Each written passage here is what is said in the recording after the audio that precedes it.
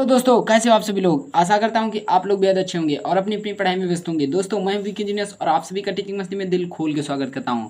दोस्तों, आज के इस नए वीडियो में हम बताने वाले हैं आपको कि 2022 जो बीत चुका है, अब 2023 की जो परीक्षा आने वाली है उसमें क्या इंपॉर्टेंट है। देखिए, हमने 2022 का जो यूपी बोर्ड का पेपर था वो हम आपके साथ लेकर आए हैं और इसी तरह का मैचिंग का पेपर जो 2023 में आने वाला है, इसलिए वजह से वीडियो को पूरा का पूरा देख लेना। लेकिन इसमें एक सिर्फ चेंजिंग होगी कि इसमें बहुविकल्पी 20 नहीं थे, लेकिन अब की बात जो 2023 की परीक्षा होगी उसमें 20 बहुविकल्पी होंगे। बस इतना ही फ़र्क है। मैं बताऊंगा कि कहाँ से पूछे जाते हैं, ये भी बताऊंगा। तो देख लेते हैं क्वेश्चन क्या पूछे गए थे। तो देखिए, इसमें दिया होता है कि यह प्रश्न 3 खंडों में का खा गा में विभाजित है। ठीक है, प्रत्येक खंड का पहला प्रश्न बहुविकल्पी प्रश्न है, ये बात आपको ध्यान रखना है। जिसमें 4 विकल्प दिए गए हैं, सही विकल्प चुनकर अपनी उत्तर पुस्तिका में लिखिए। ठीक, अब बात कर लेते हैं। प्रत्येक खंड के सभी प्रश्न एक साथ करना आवश्यक है। प्रत्येक खंड नए पृष्ठ से प्रारंभ कीजिए और जब प्रत्येक खंड आप कर चुके तो उसे नए पृष्ठ से प्रारंभ कीजिए ताकि एग्जामिनर चेक करने वाले को परेशानी ना हो। अब दिया है इसमें कि सभी प्रश्न अनिवार्य हैं, मतलब सभी प्रश्न करना आपके लिए अनिवार्य है। दूसरा है कि प्रश्नों के निर्धारित अंक उनके सम्मुख दिए हुए हैं, मतलब अगर आप जो क्वेश्चन कर रहे हैं उसके सम्मुख आपको क्या दिया होता है, अंक दिया होता है। मैं भी आपको दिखा रहा हूँ। आवश्यकता अनुसार अपने उत्तरों की पुष्टि स्वच्छ एवं नामांकित चित्रों तथा रासायनिक समीकरणों द्वारा दीजिए। चित्र कह रहा है बनाने को तो चित्र भी दीजिए, और अगर समीकरण रासायनिक समीकरण कह रहा है तो रासायनिक समीकरण भी दीजिए। देखिए, ये इंग्लिश में, अगर आप इंग्लिश मीडियम से तभी को नहीं। This question paper is divided into 3 parts A B C and. ठीक है, इसी तरह के। और first question of each part is multiply choice type for alternative answer are given in each, select the correct answer and write down in your answer book. तो इसी तरह से आपको भी ये समझ लेना है। ठीक है, अब हम बात कर लेते हैं पहले की खंड का की। तो खंड का में क्या पूछा जाता है, ये बात देखिए। खंड का में इसमें दिया है एक गोलीय दर्पण की वक्रता त्रिज्या 30 सेंटीमीटर है, इसकी फोकस दूरी ज्ञात कीजिए। इस तरह के आपको बहुविकल्पी दिया होगा, 4 बहुविकल्पी दिया होगा, उसमें से आपको सॉल्व करके इसमें आंसर लगाना है, सही वाला आंसर लगाना है। दूसरा क्या, किसी वस्तु का आभासी सीधा और बड़ा प्रतिबिंब प्राप्त करने के लिए वस्तु को उत्तल लेंस के सामने रखते हैं। कहाँ पर रखते हैं ये आपको बताना है कि लेंस के मुख्य फोकस पर, फोकस दूरी के दोगुनी दूरी पर, अनंत पर, लेंस के प्रकाशिक केंद्र और प्रथम मुख्य फोकस के बीच में, ये आपको बताना है। करेक्ट जो होगा वो आपको लिखना है, जो भी करेक्ट हो। विद्युत ऊर्जा का मात्रक है, ये दिया है ऑप्शन वोल्ट दिया है, वाट दिया है, किलोवाट दिया है, किलोवाट घंटा दिया है। इसी तरह के आपको परीक्षा में देगा 20 क्वेश्चन अब की बार, क्योंकि 20 क्वेश्चन, इसी तरह के 20 क्वेश्चन आपको देगा और आपको ओमार शीट में इन्हें फी करना है, मतलब भरना है। ठीक है, अब बात कर लेते हैं अगले की, विद्युत धारा का मापन करते हैं। क्या विद्युत धारा का मापन करते हैं? तो ऑप्शन है विद्युत जनित द्वारा, धारामापी द्वारा, अमीटर द्वारा या विद्युत मोटर द्वारा। तो आपको जो भी इसमें सही हो वही आपको लगाना है। तो अब बात कर लेते हैं लिखने वाले जो प्रश्न हैं उसके कैसे। और हाँ, यही बोर्ड में 2023 के बोर्ड में पूछे जाएंगे, मैं 100% कह सकता हूँ कि इसमें से अगर आप ये पूरा का पूरा वीडियो देख लेते हैं और ये पेपर देख लेते हैं तो इसमें से आपके 20 मार्क्स पक्के हो जाएंगे, 20 से 25 मार्क्स, इससे भी ज़्यादा हो सकती है, क्योंकि बोर्ड में लगातार वही क्वेश्चन बार बार रिपीट करता रहता है। तो इसी वजह से ये इंपॉर्टेंट है आपके लिए। एक अवतल दर्पण के सामने 15 सेंटीमीटर की दूरी पर एक वस्तु रखी है।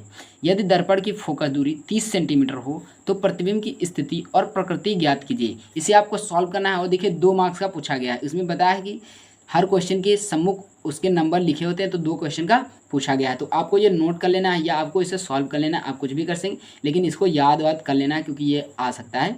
तो खा के देख लेते हैं, श्वेत प्रकाश के विक्षेपण से आप क्या समझते हैं। श्वेत प्रकाश के विक्षेपण भी बहुत इंपॉर्टेंट है, इस पर स्टार लगाने वाला प्रश्न है। आपको इसे नोट कर लेना है और याद कर लेना है, ये पूछा जरूर जाएगा, ये आप सोच कर चलिए। ठीक है, अब बात और इसकी में दिया है कि श्वेत प्रकाश के वर्ण विक्षेपण में प्राप्त विभिन्न रंगों का क्रम भी लिखिए, और जो इसमें प्राप्त विभिन्न रंग मिलते हैं उसका क्रम भी आपको लिखना है। तो अब देख लेते हैं, विद्युत विभव तथा विभवांतर की परिभाषा दीजिए तथा इनके मात्रक लिखिए। 2 मार्क्स का पूछा जाएगा। एक विद्युत विभव तथा विभवांतर की परिभाषाएं पूछेगा और आपसे पूछेगा इनके मात्रक लिखिए, तो 2 मार्क्स आपको देगा। उसी तरह इंग्लिश में भी दिया होता है, an object is placed at a distance of 15 centimetre in front of concave mirror if the focal length of the mirror is 13 30 centimetre, then find the position of the image and its nature. आपको समझ के सवाल को हल करना, अगर आप English medium से, वरना आप हिंदी मीडियम से हैं तो आपको हिंदी वाला देखना है, इंग्लिश में आपको समय बर्बाद नहीं करना है। तो देख लेते हैं। अब गा 3 का का चालू हुआ है, तो इसमें क्या दिया है कि दूरदृष्टि दोष क्या है, इसे किस प्रकार संशोधित किया जा सकता है, आवश्यक किरण आरेख बनाइए। देखिए इसे संशोधित भी किया जा सकता है, इसके कारण भी पूछे जा सकते हैं, इसी वजह से आपको पूरा का पूरा देखना है। मैंने दूरदृष्टि दोष और निकट दृष्टि दोष की वीडियो बनाकर अपने वीडियो पर अपलोड कर चुका हूँ। वीडियो अगर आपने नहीं देखा तो कृपया हमारे यूट्यूब मतलब हमारे चैनल पर जाकर वीडियो देख सकते हैं। तो देखिए लिखा है दूरदृष्टि दोष क्या है, इसे किस प्रकार संशोधित किया जा सकता है, आवश्यक किरण आरेख भी बनाइए। 4 मार्क्स का पूछा गया है अब की बात 2022 की परीक्षा में, और अथवा में भी दिया है। एक वस्तु 10 सेंटीमीटर फोकस दूरी के किसी अभिसारी लेंस से 25 सेंटीमीटर दूरी पर रखी है। किरण आरेख खींचकर बनने वाले प्रतिबिंब की स्थिति तथा प्रकृति ज्ञात कीजिए, ये भी दिया हुआ है। तो अगर आपको ये नहीं आता तो ये कर लीजिए, अगर ये नहीं आता तो ये कर लीजिए, आपको फुल मार्क्स मिलेंगे। उसी तरह गा के देख लेते हैं। एक तार के सिरों पर 1.5 वोल्ट विभवांतर लगाने पर 0.5 एम्पीयर विद्युत धारा प्रवाहित होती है। यदि तार की लंबाई 3 मीटर और अनुप्रस्थ काट 6 × 10⁻⁻6 मीटर स्क्वायर हो तो इसके प्रतिरोधों की गणना कीजिए। ये देखिए 4 नंबर का पूछा गया सवाल। आपको इलेक्ट्रिसिटी जो है चैप्टर इलेक्ट्रिसिटी और विद्युत चुंबक क्षेत्र रेखाएं, इनमें से आपको क्या करना है, अच्छी तरह से सारे कॉन्सेप्ट एंड सारे जो न्यूमेरिकल हैं, सारे न्यूमेरिकल के सूत्र, क्योंकि इसमें सूत्र की भरमार है और न्यूमेरिकल की भी भरमार है, आपको पूरे के पूरे कर लेना है। उसी तरह इसमें भी अथवा में दिया है, क्योंकि 4 नंबर का अगर पूछा जाता है तो उसमें अथवा में दिया होता है। अब दिया है 3 प्रतिरोध R1 R2 तथा R3 परस्पर समांतर में जुड़े हुए हैं, इनके तुल्य प्रतिरोध के लिए व्यंजक प्राप्त कीजिए। मतलब इसके तुल्य प्रतिरोध के लिए व्यंजक आपको प्राप्त करना है। कितने मार्क्स का पूछा गया, 4 मार्क्स से, अथवा में दिया हुआ। अगर आप ये नहीं कर पाते तो ये कर लीजिए, ये नहीं कर पाते तो ये कर लीजिए, लेकिन हाँ दोनों मत करना, क्योंकि दोनों आप करने से कोई फ़ायदा नहीं, मिलेंगे आपको 4 मार्क्स ही। ये मत सोच लेना कि ये 4 और ये 4 मिलाकर 8 हो जाएंगे, अगर हम दोनों आ रहे हैं तो दोनों कर दें, ऐसा बिल्कुल भी नहीं है। अगर आप दोनों भी कर देते हैं तो आपका एक काट दिया जाएगा, एक में 4 मार्क्स देंगे, दोनों में नहीं देंगे। लेकिन अगर आप करते हैं तो आपका समय भी बर्बाद होता जाएगा, इसी वजह से आपको ये नहीं करना है। अब जो लॉन्ग क्वेश्चन होता है वो बात कर लेते हैं। लॉन्ग पूछा जाता है भैया 7 मार्क्स का। कितने नंबर का पूछा जाता है, 7 नंबर का पूछा जाता है। तो क्या है कि नामांकित आरेख खींचकर किसी विद्युत मोटर का सिद्धांत एवं कार्य विधि स्पष्ट कीजिए। तो है कि नामांकित आरेख खींचकर किसी विद्युत मोटर सिद्धांत एवं कार्य विधि स्पष्ट कीजिए, ये 7 नंबर का पूछा जाता है। उसी तरह इसमें भी बहुविकल्प मतलब ऑप्शन में दिया है, मतलब अथवा में दिया है। अगर ये आपको नहीं आता तो आप एक न्यूमेरिकल कर लीजिए, अगर न्यूमेरिकल नहीं आता तो आप विद्युत मोटर का सिद्धांत लिख दीजिए, कुछ भी कर लीजिए, लेकिन दोनों में से एक लिखना है, दोनों मत लिखना है। दिया है 2 बल्ब जिनमें से एक पर 100 वाट जिसमें और दूसरे पर कॉमा लगा है 220 वोल्ट तथा दूसरे पर 6 वाट और 60 वाट और 220 वोल्ट अंकित हैं। विद्युत आपूर्ति 220 वोल्ट के साथ समांतर क्रम में जुड़े हैं। विद्युत मेन से कितनी धारा ली जाएगी, प्रत्येक बल्ब का प्रतिरोध, उनका तुल्य प्रतिरोध तथा उनसे ली गई अलग अलग धारा का मान बताइए। बेहद इंपॉर्टेंट क्वेश्चन है, आपको पूरा का पूरा इसे सॉल्व करना है, 100% आएगा, ये बात आपको सोच कर चलनी है। तो देखिए अब यहाँ पर 25 नंबर के क्या फिजिक्स खत्म हो गई, अब आएगी बायोलॉजी या फिर केमिस्ट्री आएगी। तो जो भी आए मैं देख रहा हूँ अभी।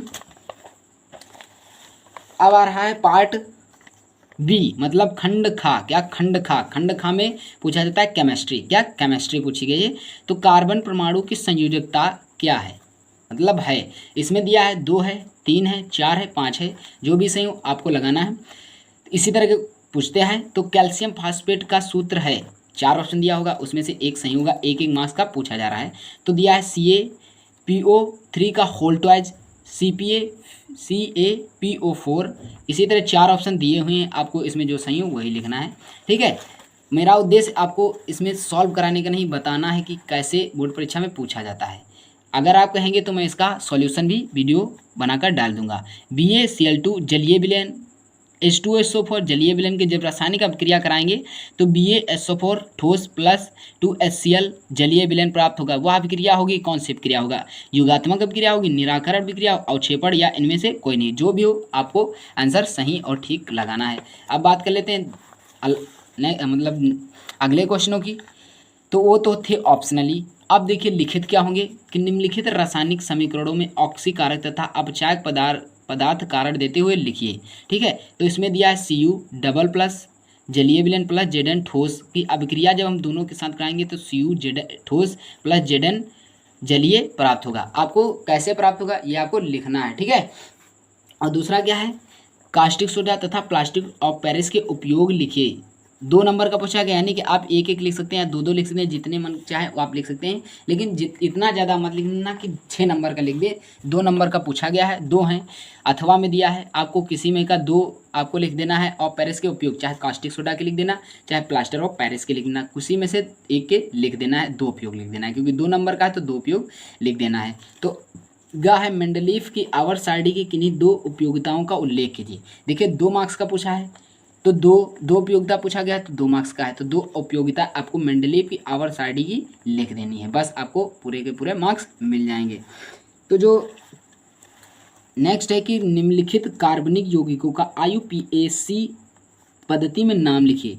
ये IUPAC मैंने अपने चैनल पर अपलोड कर दिए हैं कि कैसे नामकरण करते हैं एल्केन एल्कीन एल्काइन का। तो अगर आपने वीडियो नहीं देखा है तो हमारे चैनल पर जाकर आपको वीडियो देख लेना है पूरी के, तब आपको ये 2 मार्क्स कंप्लीट हो जाएंगे, क्योंकि एल्केन एल्कीन एल्काइन मैंने बहुत अच्छी पूर्वक से वीडियो पर बनाकर डाल दिया है मतलब चैनल पर। तो इसमें दिया है, ये देखिए पहला दिया है, पहला दूसरा दिया है, तो ये इसमें बताना है कि इसमें नाम लिखना है कि ये कौन सा IUPAC में इसका क्या नाम होगा, बस इतने। एक नंबर यानी कि 2 नंबर यहाँ से मिल जाएंगे। तो इस तरह इसको भी नोट कर लेना है, क्योंकि ये हर बार पूछे जाते हैं।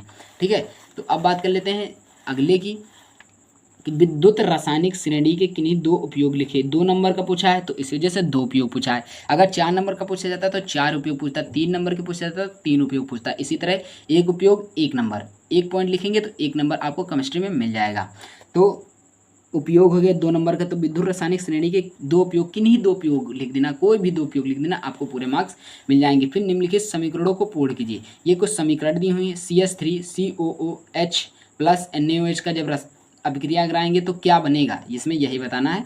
ठीक है, दूसरा है एल्कोहल दिया है कि अभिक्रिया नाइट्रोजन के साथ मतलब सोडियम के साथ करानी है, फिर क्या बनेगा। इसमें दिया है एसिटिक अम्ल दिया है प्लस एल्कोहल दिया, एथिल एल्कोहल दिया है, तो इसकी जो शांत सल्फ्यूरिक अम्ल के साथ अभिक्रिया कराएंगे तो क्या बनेगा। दोस्तों अगर ये आपको सॉल्यूशन चाहिए तो कमेंट बॉक्स में लिखना, मैं इसके सॉल्यूशन के वीडियो बना दूंगा। और यही आप अगर कर लेते हैं तो आपने चाहे कोई भी अभिक्रिया नहीं की होंगी, यही आपके में आएंगी और यही से आप अच्छे मार्क्स ला सकते हैं। ये 7 नंबर की टोटल पूछी जाती हैं। ठीक है, तो आपको ये अच्छी पूर्वक से समझ लेना है। फिर C2H मतलब एल्कोहल का KMnO4 से अभिक्रिया कराएंगे तो क्या बनेगा। उसी तरह C2 मतलब एल्कोहल का जब सल्फ्यूरिक अम्ल के साथ गर्म करते हैं तो क्या बनता है। ये अगर ये आपको नहीं आती तो अथवा में भी दिया है कि निम्न पर संक्षिप्त टिप्पणी लिखिए। क्या है, प्रतिस्थापन अभिक्रिया लिख दीजिए। प्रतिस्थापन अभिक्रिया 2 मार्क्स की पूछी जाएगी। उदाहरण भी अगर आप लिखना चाहते हैं तो उदाहरण भी लिख दीजिए। फिर सजातीय श्रेणी पूछी जाती है, 2 मार्क्स की पूछी जाएगी, ये आप लिख सकते हैं। दहन अभिक्रिया पूछेगी, 2 मार्क्स की पूछी जाएगी, ये भी आप लिख सकते हैं। फिर एस्टीकरण पूछता है 1 नंबर का। दोस्तों इसमें से मैं 100% बता सकता हूँ 2 अभिक्रियाएँ आएंगी, इसी वजह से आपको इन्हें भी अच्छी पूर्वक से याद कर लेना है। तो देख लेते हैं अब नेक्स्ट क्या है। नेक्स्ट भैया खंड गा पार्ट सी, क्या पार्ट सी खंड गा आने वाला है, जो बायोलॉजी है। क्या है, बायोलॉजी है। तो बायोलॉजी में क्लोरोफिल अवशोषित करता है, ऑप्शन दिया है जल, खनिज, लवण, प्रकाश ऊर्जा, ऑक्सीजन। जो भी सही हो आपको लिखना है 1 मार्क्स। जीव विकास का सिद्धांत प्रतिपादित करने वाले वैज्ञानिक का नाम लिखिए। तो चार्ल्स डार्विन है, ग्रेगर मेंडल है, जगदीश चंद्र बसु, हरगोविंद खुराना। जो भी सही हो आपको लिख देना है। तो दूसरा, मानव भ्रूण में पोषण मिलता है अंडाशय से, प्लेसेंटा से, वृक्क से या फेलोपिन ट्यूब से। जो भी सही हो मैं आपको ये बता दूं, इसमें ये वाला सही है, फेलोपिन ट्यूब से। तो निम्नलिखित में कौन सा विषमपोषी नहीं है। तो फफूंदी नहीं, फीताक्रम नहीं, ईस्ट नहीं, मनी प्लांट नहीं। जो भी सही ना हो आपको लिखना है। तो अगर इनके भी आप सोल्यूशन चाहते हैं तो कमेंट बॉक्स में लिखना, मैं बना दूंगा वीडियो। तो डायफ्राम क्या है या कहाँ पाया जाता है, कितने नंबर का, 2 मार्क्स का पूछा गया है, लिखित में पूछा गया है इसमें। तो आपको ये भी कंप्लीट करते चलना है, आपको नोट्स बना लेना है, चाहे आपको इसे याद कर लेना, कुछ भी कर लेना, लेकिन इसे आप लिख कर आएंगे अगर बोर्ड में आएगा, 100% आएगा ही। पुनरुद्ध भवन, ये आपको सोच के चलना है। पुनरुद्ध भवन या पुनर्जनन को इस उदाहरण देकर लिखिए, 2 मार्क्स पूछा जाएगा। विषमपोषी पोषण क्या है इसका एक उदाहरण लिखिए, 2 मार्क्स। विषम पोषी क्या है उसका परिभाषा लिखना है, फिर एक उदाहरण लिख देना है, आपको 2 मार्क्स पक्के हो जाएंगे। तो जो देख लेते हैं नेक्स्ट क्या है कि मानव के नर मतलब मानव के नर जनन तंत्र का एक नामांकित चित्र बनाइए। मानव के नर जनन तंत्र का एक नामांकित चित्र बनाइए। कितने नंबर्स का? 4 मार्क्स का पूछा जाता है। अगर आप चित्र नहीं बनाएंगे तो आपको पूरे के पूरे मार्क्स नहीं देगा एग्जामिनर, इसलिए आपको चित्र भी बना लेना। अथवा में अगर आप इसको नहीं आता तो अथवा में क्या करिए, आवृत्त बीजी एंजियोस्पर्म पुष्प के स्त्री कैंसर के अनुदैर्ध्य काट का नामांकित चित्र बनाइए। अगर वो आपको नहीं आ रहा तो आवृत्त बीजी कर दीजिए, आपको पूरे के पूरे मार्क्स देगा बोर्ड में। और देख लेते हैं दूसरा, हिंदी किन्हीं 2 पर संक्षिप्त टिप्पणी लिखे। एक ब्रह्मांड या नेफ्रॉन, सौर ऊर्जा या प्राकृतिक संसाधन। अगर ये नहीं आ रहे तो अथवा में भी दिया है। क्या दिया है? किन्हीं 2 पर संक्षिप्त टिप्पणी लिखिए। वायवीय श्वसन, मानव हृदय में रुधिर प्रवाह, वन प्रबंधन। आपको इसमें से 2 लिखना है, 4 नंबर के आएंगे। तो देख लेते हैं अब नेक्स्ट क्या है। नेक्स्ट है भैया लॉन्ग क्वेश्चन। कौन सा है? Long question. एक आवृत्त बीजी एंजियोस्पर्म के पौधे नर जननांगों का वर्णन कीजिए, 7 मार्क्स। 2 दिया है, 1 करना है। या फिर मानव लिंग निर्धारण की विस्तार से व्याख्या कीजिए। अगर ये आपको नहीं आ रहा तो ये लिख दीजिए, अगर ये नहीं आ रहा तो ये लिख दीजिए। आपको लेकिन दोनों नहीं लिखना, मैंने बार बार बता दे रहा हूँ। तो दोस्तों अगर ये वीडियो आप लोगों को पसंद आया हो तो कृपया वीडियो को लाइक कर दीजिएगा और हमारे चैनल को सब्सक्राइब कर दीजिएगा। अब जब 2023 का मॉडल पेपर आएगा तो मैं आपको ज़रूर दिखाऊंगा और आपको भी बताऊंगा कैसे इसे सॉल्व करना है। तो दोस्तों अगर वीडियो पसंद आया तो वीडियो को लाइक कर दीजिएगा, हमारे चैनल को सब्सक्राइब कर दीजिएगा। मिलते हैं नेक्स्ट वीडियो में, तब तक के लिए खुश रहें, मस्त रहें और अपनी पढ़ाई में व्यस्त रहें। जय हिंद, वंदे मातरम।